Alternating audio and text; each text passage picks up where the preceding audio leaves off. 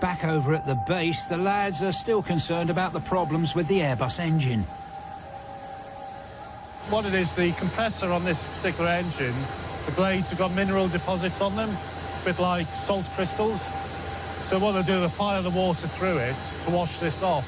At the moment, the compressor clean team are offloading their equipment. It's a big bath type thing that sits underneath the engine and catches all the water that comes out.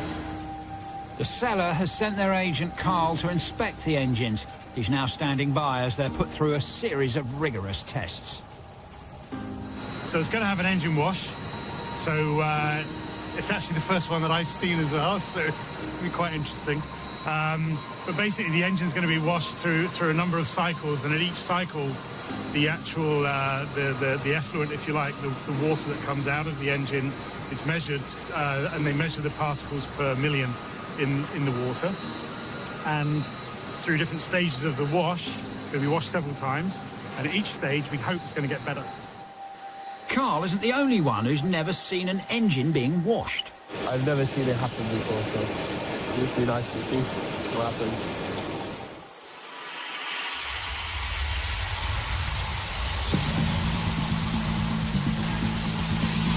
Crazy, isn't it?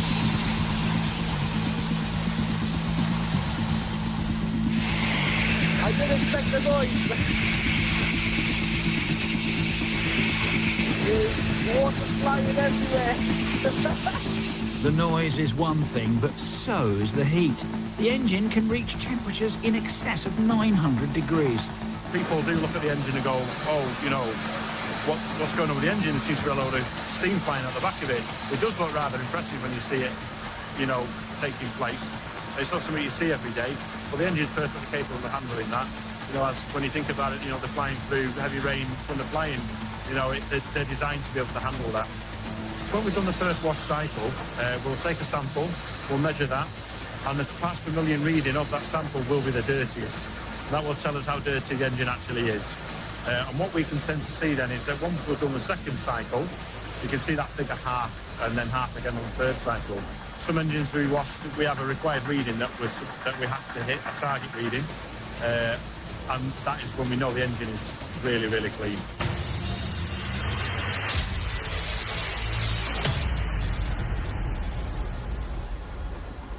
The moment of truth is now dawning. Has the engine scrubbed up like new? With poker faces all around, it's impossible to tell. But Carl's look says it all. The engine is still not clean enough. They need to run another test.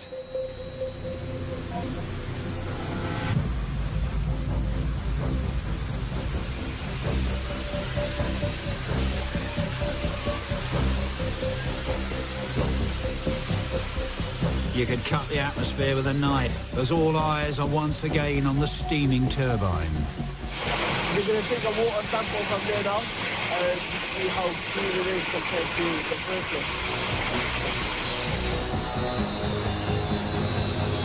one. There's one added bonus to this operation.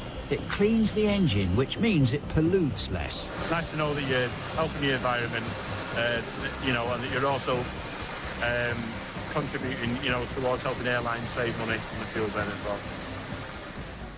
Carl is still not satisfied and has asked that the engine be cleaned once more. Everything now rests on this final test.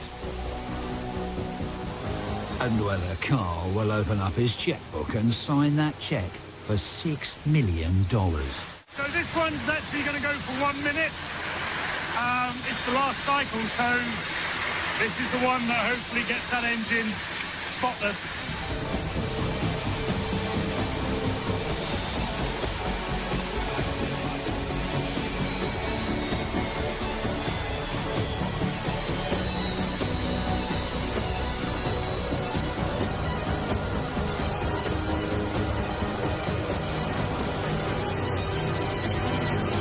Test results are in, and it's good news.